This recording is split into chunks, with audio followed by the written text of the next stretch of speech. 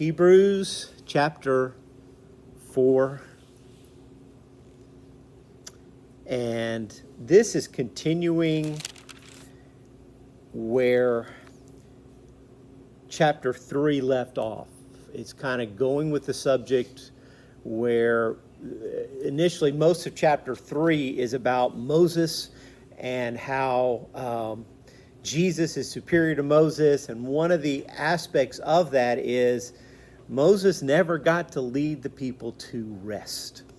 And the rest being the entrance into the promised land. And so it's going now through Jesus. He's able to do what Moses couldn't, and obviously because he's Jesus. But and so it picks it up from there. And over and over again, you're going to see the word rest, rest, rest all throughout that. And how many here like taking a nap? Man, boy, they just shot up. I mean, there's nothing like 2 o'clock Sunday afternoon. Don't call. I'll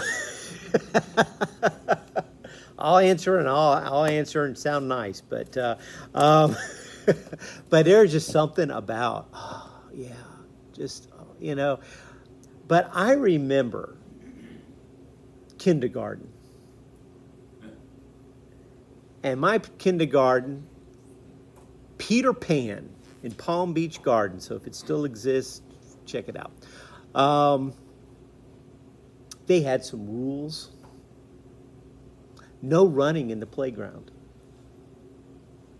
And that doesn't qualify as play. My mom knew where to find me because there was a place where naughty kids sat. And I was naughty because I just would start running. But another area that I got in trouble every day was nap time. I mean, the only person that really was asleep at nap time was the teacher. And we're all on these little mats just squirming away. And I guess I squirmed more than others and I would get in trouble and stuff like that. That's the last thing. I mean, you think about a young child. I mean, they never want to take a nap. They will go full throttle until they fall, and you're trying to tell them. You ever try to coax a little child? Or, when they were babies, just go to sleep. That's what you need. But because they're so tired, they're cranky, and anyway. All right. So now I'm reliving, not my childhood, but my children's childhood. But because here's this wonderful enter his rest. And now, after living a while, I'm like, entering his rest. Sounds great. Rest in peace. No, I mean, but so we talked a little bit about what that means, and that the picture was them going into Canaan, not into heaven. It was a place where, yes, there was blessing, but it was also battles. It was a time where we partner with God in our life. And so let's just pick up from Hebrews chapter 4. And we're just going to go verse by verse here. And so verse 4 continues the theme. Therefore, since this promise of entering his rest still stands, let us be careful that none of you be found to have fallen short of it. That first verse is saying, okay, it still stands. There's still a rest that God is inviting us to. And then it says, but make sure you get it. Well, how might we fall short of it, I guess, is my question. And then he continues on. Verse 2. For we also have had the gospel preached to us, just as they did. But the message they heard was of no value to them, because those who heard did not combine it with faith. Now, let me clarify something. The word gospel, that's what the NIV, anybody have a different translation in front of them? New King James. It would also have gospel. Yes. Okay. I looked at New American Standard, ESV, others, but the word gospel simply means what? Somebody tell me. Good news. That's what it is. Good news can be the good news of Jesus Christ and salvation through him and that whole gambit, or it could be you can save 20% on Geico. It's good news. Paul uses it in I think 1 Thessalonians of just saying the good news of his release from prison. It's not referring to the story of Jesus. And so there's a lot of times that I think things get, because they put gospel, it makes you think, oh, they're talking about salvation. They're talking about the plan of salvation or the life and death and resurrection of Jesus. But when you look at it, it says, verse 2, we also, and let me not say gospel, let me just say good news, because that's translating out the word gospel. For we also have had the good news preached to us just as they did. Who's they? The people back in Moses' time, the Israelites. Did they hear about Jesus' death, burial, and resurrection and salvation and faith through him only?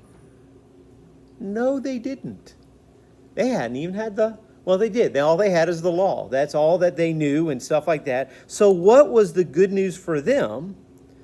Well, they had the good news of, here's the promised land. Entering into his rest, entering into the inheritance. And we have the same good news of being invited to enter his rest. So how did they not get it? Because this is going back to verse 1. So none of you be found short, being found to have fallen short of it. It says the message they heard was of no value to them. They received, here's your first blank if you ever like blanks, they received the promise. But they didn't respond in faith. The doctor can give a pill, whatever, to take away the headache. And you can say thank you. But until you believe what the doctor says and take that pill, the headache's still there. You've received it, but you haven't acted in faith. Now, again, that may not be the best illustration because I deal with a headache instead of taking medicine most of the time. But they did not respond in faith. Now, we enter the same way they could, by faith. Verse 3, now we who have believed. The word believed is the verb form of faith. We faithed. They didn't get it because they didn't have faith, but we who have faith enter the rest. Just as God has said, I declared on oath in my anger, they, because they didn't have faith, will never enter my rest. Then it gives this illustration of rest. And yet his work has been finished since the creation of the world. For somewhere he has spoken about the seventh day in these words. And on the seventh day, God rested from all his work. And again, in the passage above, it says, they shall never enter my rest. And so entering rest as God did, finishing creation. After day 6, he started resting. Has he done anything else other than sustain creation? Has he created anything else? And it's saying he stopped. He finished. He looked very good. And then he marked the seventh day going, I'm done. And it's marvelous. It's wonderful. And guess what? Except for the fall and the effects of the fall on earth, the creation part is done. And God has rested from that. Now, you ever have a task that needs to be completed? And you might even dread it ahead of time, but it's something that really needs to be done. And you work and you have a hard day's work and you work hard, and then at the end of the day, you're done. It's no longer hanging over you. I mean, I don't know if you're like me. There's things that are like always hanging over, and I keep saying, I'll get to those. I'll get to that. I'll get to that. And it's just continually stressing me. And I don't know why it's like it's a weight. That's why I'm doing this. It just continues stressing me. And then when I do it, it's just like,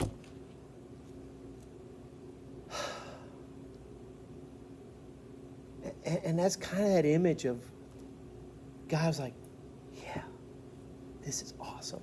God wasn't tired. He just ceased working. Now, there was another work that God would work through his Son.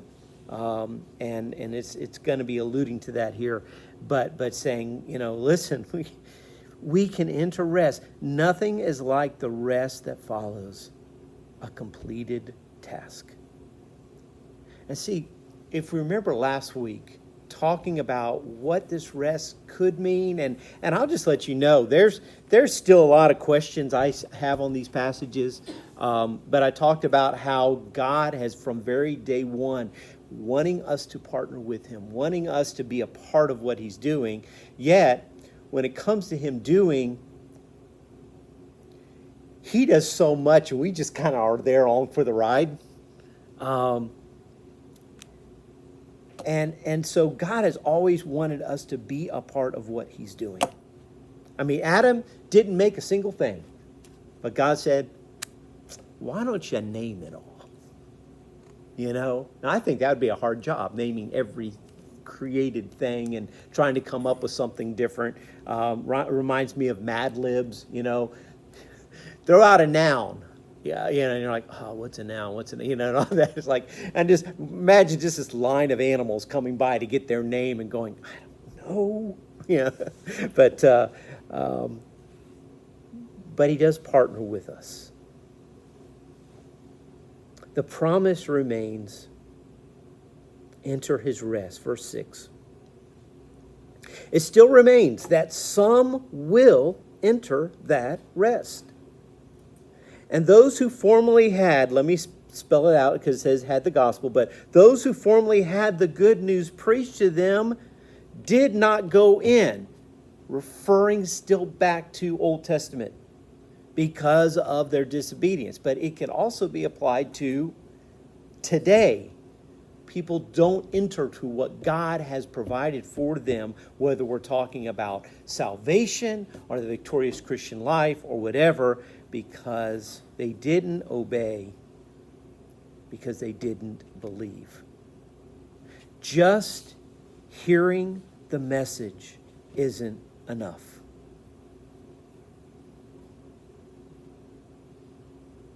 If it doesn't have faith, they didn't obey because they didn't believe.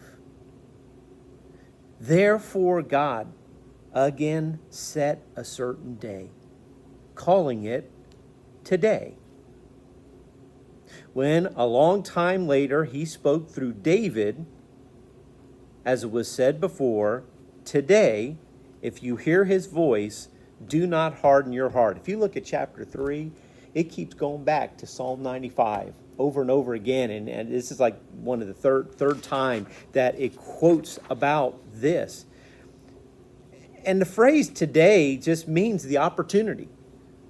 When you have the opportunity, respond while you have the opportunity. That is what today. Today, if you hear his voice, because you know what? Tomorrow you might not hear his voice. It may be a whole year from now. Hear his voice about what? Again, it could be about salvation. And then not following in faith and believing. It could be about something in your life, a direction, a calling, or whatever that he has for your life. But we choose not to listen. We choose not to take the opportunity. And then he says this. Verse 8, for if Joshua had given them rest, God would not have spoken later about another day. Even those who entered Canaan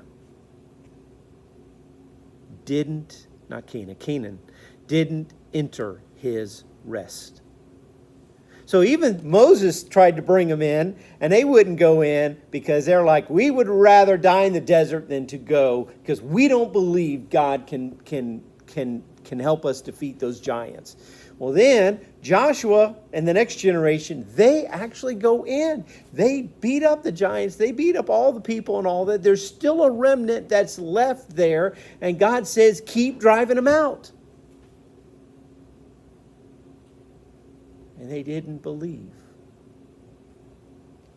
And it started with a little compromise and a little less.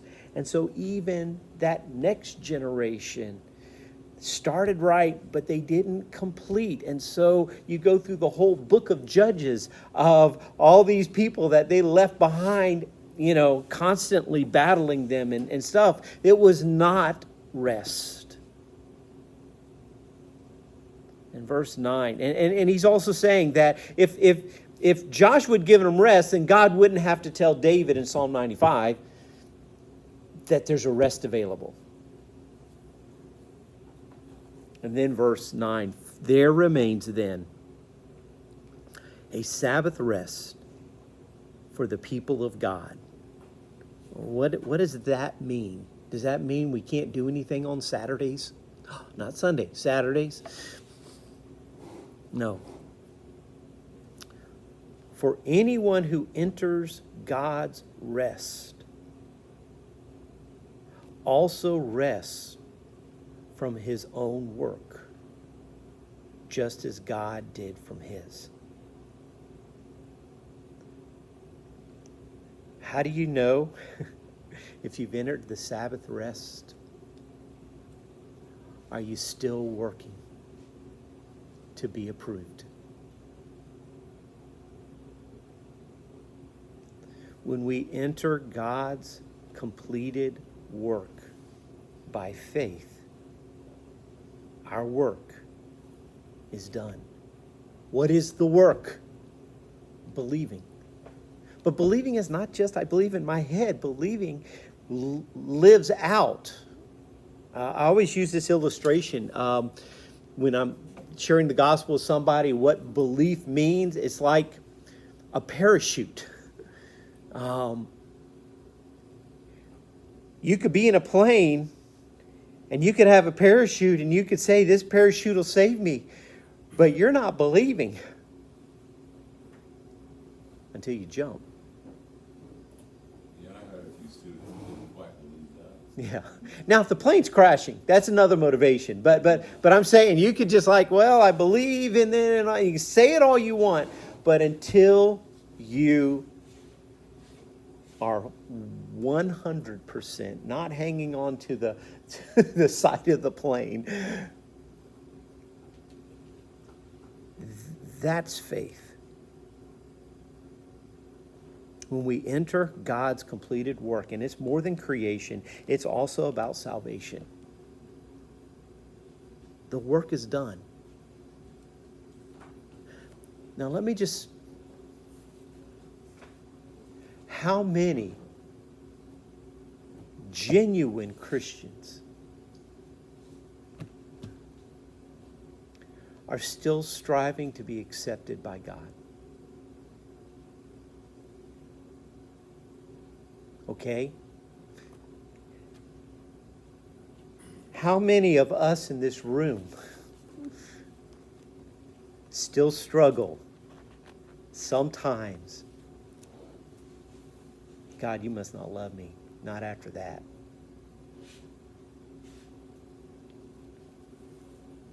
In that moment, we're not believing. Does it mean suddenly we lose everything? No. It just means right now you're not in his rest.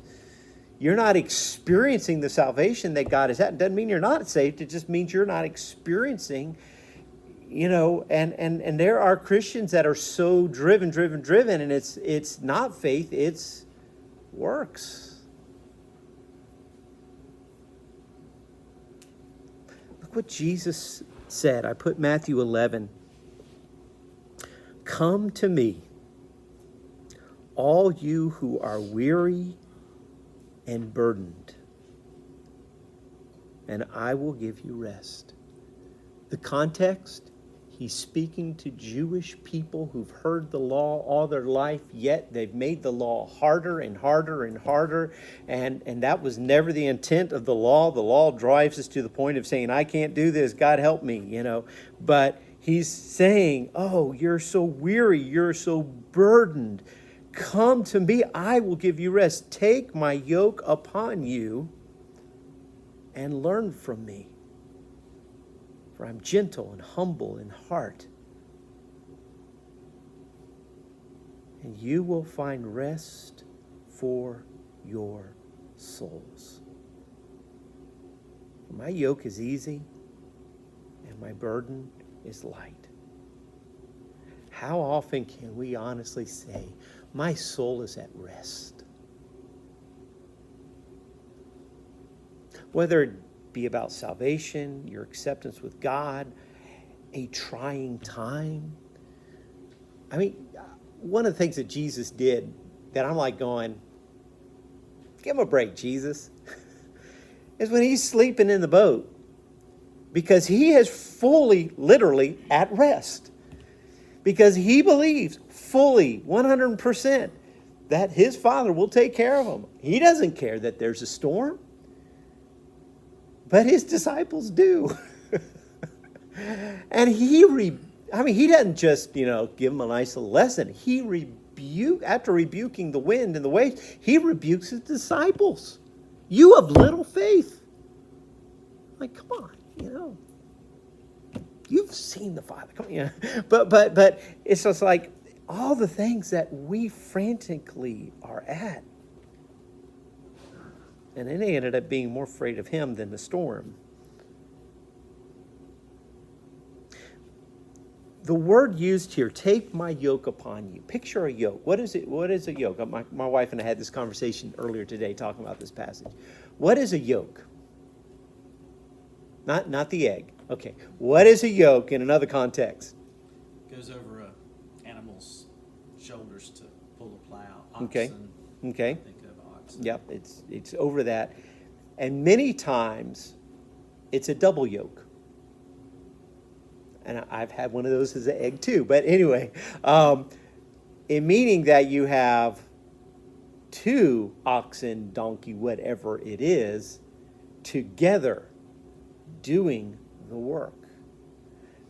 That's what I picture when I read what Jesus said. Take my yoke, meaning the yoke's on Jesus and the yoke's on me. And he said, it's light. Why is it light? And I told Kenny, I said, this isn't a good picture, but I just picture this strongest ox that's ever lived on one side of the yoke, and its little baby calf tied up to it in the same level, just the legs dangling, and it's just going still straight and all that, because he's the one who is our power and our strength and our everything. We're just there along for the ride, but it is a faith by faith, a day by day decisions. I believe you. Because how many times do I get off that yoke and strive myself? And see, this is where, and again, some people like to take it and they only have this application of, you must lose your salvation. I don't even want to go into that argument. I just want to say we're missing a lot, because this passage has to do with day-to-day faith. Because that's me. That's my struggle. Where, oh, wonderful day, and oh, God, you did a great thing, and then I wake up in the morning and whoa, I'm not entering his rest that day. He wants me in his rest every day. So there's two helps to enter that rest. We have the word. Verse 12. For the word of God is living and active, meaning it is not just a history. It's not just a story about the people who lived a couple thousand years ago. It's active today. Today it can change our life, the truths that are in it. So the Word of God is living and active, sharper than any double-edged sword. It penetrates even to dividing soul and spirit, joints and marrow. It judges the thoughts and the attitudes of the heart. Nothing in all creation is hidden from God's sight. Everything's uncovered and laid bare before the eyes of Him to whom we must give account. So one day God sees it all and all that, and He gives us His Word to be like a surgical instrument to show us where our heart is. As James puts it, it's the mirror of our soul. When he says that it's like going to read the Word and not do anything about it is like looking in the mirror and walking away unchanged. That as we read it and as we read about these people and under Joshua and under Moses and David and all that, that to see their issues are my issues. And that is, I am in desperate need of God. It helps us see ourselves for who we are and where we are in this very moment. And so to help us come to that place of, I need your rest, He's given us His Word. And He's given us the high priest, Jesus. Therefore, since we have a great high priest who's gone through the heavens, Jesus, the Son of God, let us hold firmly to the faith we profess. I think everyone in this room professes. But then we have our bad faith days. Hold firmly to the faith. We don't do this alone. If it's up to me and my little faith, it's not enough. For we do not have a high priest who's unable to sympathize with our weaknesses, but we have one who's been tempted in every way just as we are, yet without sin. We have one who helps us, that knows what it's like. I was reading one commentary or a devotion. I'm kind of reading both as I'm kind of paralleling that as well as I'm going through that. And they said something that Jesus actually knew temptation harder than we do. And I was like going, what? And then the author said,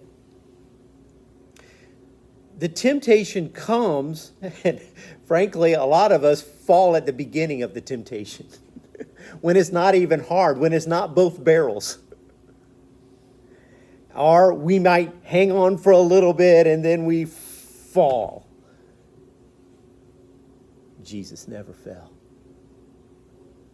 He got the full brunt of the temptation because he never fell.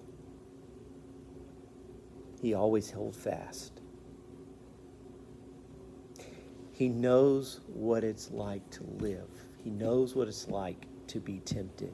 But we have one who helps us that knows what it's like, but he also that knows how to win, yet was without sin.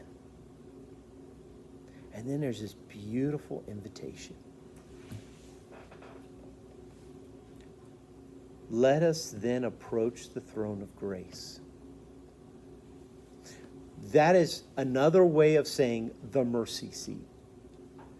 in the Old Testament temple and tabernacle, it was that area that you had the Ark of the Covenant, and the mercy seat was the cover that was over it that had the cherubim. It was where the blood would be applied.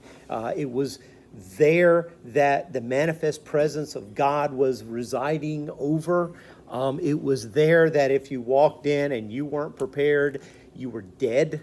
Whether you were the high priest or not, you would just, in his presence, not prepared, not without the right sacrifice. Let us approach that area. The very presence of God. Let us approach the throne of grace with confidence. I always wondered if I could get into a time machine, go back to Old Testament times, that if I walked in the Holy of Holies, would I die? Those are weird things that go through my brain, and stuff like that. I've watched Doctor Who too many times, I think. But it just makes me think, okay, well, because, Christ but this is now before Christ, and, how's that work? But God knows everything, and he makes sure time machines don't exist. But entering, imagine going into a place that only one person, one day of the year is allowed to go in, and sometimes they don't make it out. Imagine walking in. Would you be scared?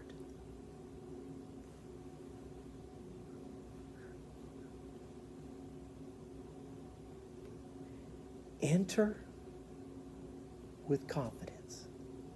Not in yourself, but the confidence of the high priest. He's the only one allowed in there, but guess what? We're partners.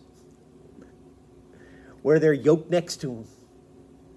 Enter with confidence so that we may receive the mercy we need. What is mercy? Mercy is not getting what we deserve, because we're going to have bad faith days. We're going to have days where we disappoint ourselves and God and others, and yet we're still fully accepted by the Father. That we may receive mercy and find what we don't deserve to get, but we find grace that will help us in our time of need, which is today, day after day. What an invitation. That's the invitation to enter his rest, enter his presence, enter what he has done for us. So it is not our striving, but now we work not to gain, but because he's already given everything. And that's living in his rest. Let's pray together. Jesus, an invitation. What you said directly, take my yoke on you. I want to give you rest. Rest for your souls. That it's not your striving. It's what I strove and did. Help us, even later tonight, when we go back to thinking we can do it. Help us to start experiencing more and more what you want us to experience.